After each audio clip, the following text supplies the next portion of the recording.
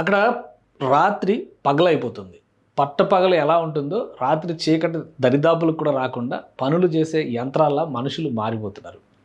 రాబోయేటువంటి రోజుల్లో ఇది ఆంధ్రప్రదేశ్‌కి గ్రోత్‌కి పవర్ సెంటర్ కాబోతుంది.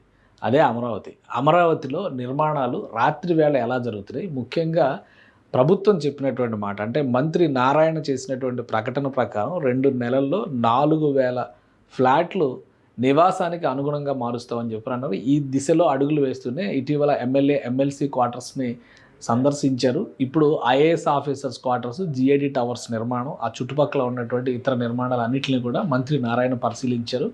ఆల్మోస్ట్ ఐఏఎస్ ఆఫీసర్స్ టవర్స్ కూడా కంప్లీట్ అయిపోయినాయి. ఒకసారి ఆ దృశ్యాలు చూస్తే కనుక మనకి క్లారిటీ వస్తుంది. చూడండి, అసలు ఇది రాత్రి అంటే ఎవరో నమ్మరు అన్నంతగా ఈ ప్రాంతం అంతా కూడా ఇన్ఫ్రాస్ట్రక్చర్, ప్రధానంగా ఇన్ఫ్రాస్ట్రక్చర్ మొత్తం కూడా క్లియర్గా ఎస్టాబ్లిష్ చేశారు. పవర్ సప్లై, ఎలక్ట్రిసిటీ లైన్స్కి సంబంధించినటువంటిది అంతా కూడా కంప్లీట్ అయ్యింది.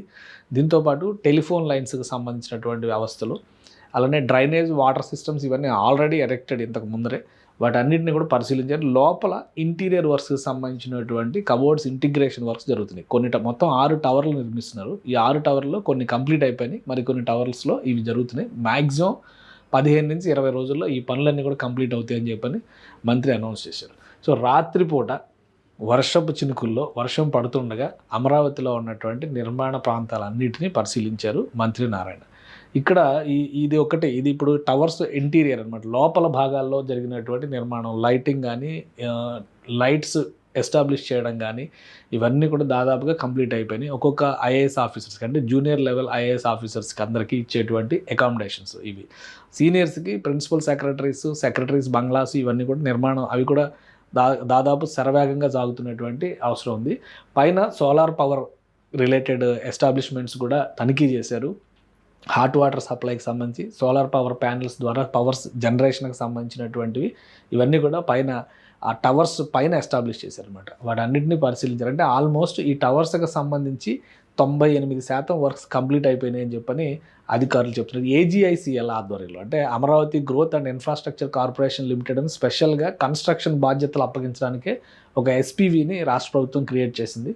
దాని ఎండి శ్రీనివాస్ గారు కూడా ఈ టూర్లో అంటే ఈ పర్యటనలో ఉన్నారు. మొత్తం అవన్నీ పరిశీలించి స్టేటస్ని ఎక్స్ప్లెయిన్ చేశారు. దీని తర్వాత జరిగినటువంటి పరిణామాలు అంటే దీని తర్వాత వాళ్ళు వెళ్ళినటువంటి విధానం చూడండి. అమరావతిలో ఎక్కడి నుంచి చూస్తే ఆ బిల్డింగ్స్ పైనుంచి చూస్తే దూరంగా నక్షత్రాలు విసిరేసినట్టుగా ఉన్నట్టుగా ఆ కాంతుల మధ్య పనిచేస్తున్నటువంటి కార్మికులు చాలామంది కనిపిస్తూ ఉంటారు అనమాట.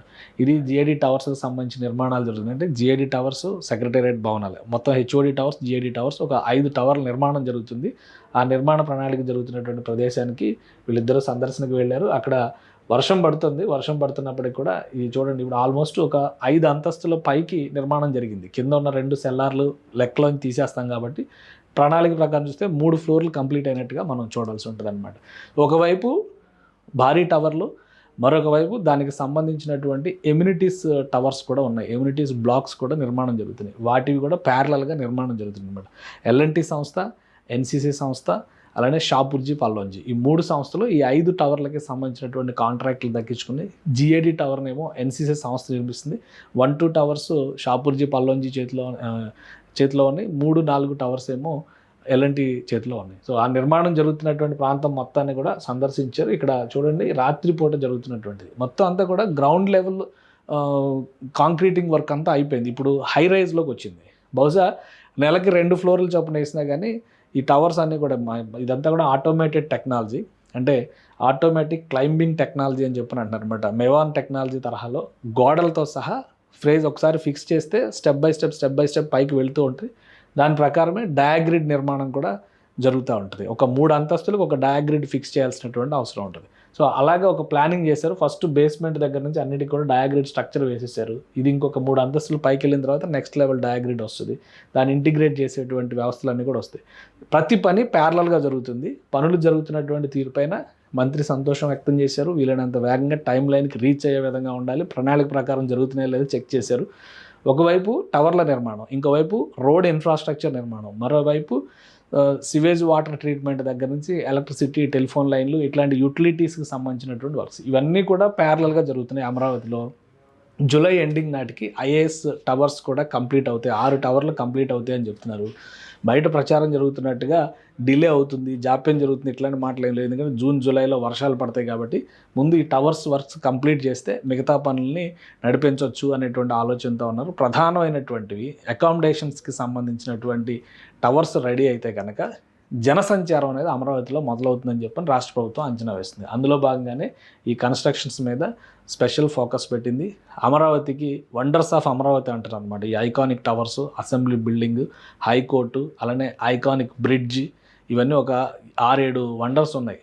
వాటన్నిటినీ వీలైనంత వేగంగా ఎన్టీఆర్ స్టాచ్యూ, వీటన్నిటిని వీలైనంత వేగంగా ప్రాసెస్లోకి తీసుకొచ్చే ప్రయత్నం రాష్ట్ర ప్రభుత్వం చేస్తుంది. అందుకే అర్ధరాత్రి అపరాత్రి లేకుండా ఈ ఆకస్మిక తనిఖీలు కూడా జరుగుతున్నాయి.